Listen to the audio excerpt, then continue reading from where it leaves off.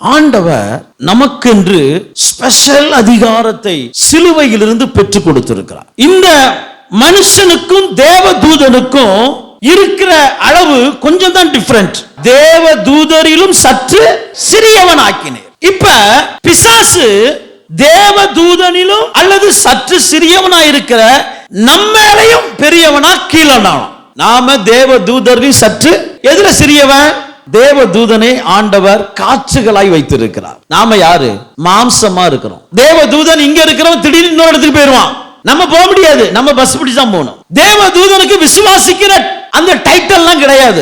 தேவ தூதனுக்கு ஆண்டவர் என்ன சொல்கிறார் அதெல்லாம் செய்வான். ஆனா நம்ம என்ன சொல்லலாம்? ஆண்டவர் சொன்னாலும் அப்படியே ஆண்டவரே செய்யலாமா வேண்டாமா நான் வீட்டுல போய் யோசிச்சு சொல்றேன். நாம ஏன் சிறியவனா இருக்கிறோம்? இவ்வளவுதான் டிஃபரெண்ட். எவ்வளவுதான் சொன்னாலும் தேவதூதன் அப்படி இல்ல. ஆண்டவர் சொன்னாச்சுன்னா உடனே செய்வான். நாம யாரு?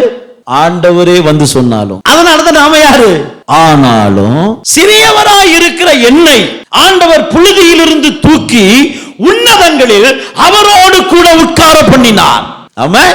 இப்ப எங்க போயிட்டோம்? தேவதூதன் எங்க இருக்கிறான்? உன்னதம் எங்க இருக்கு?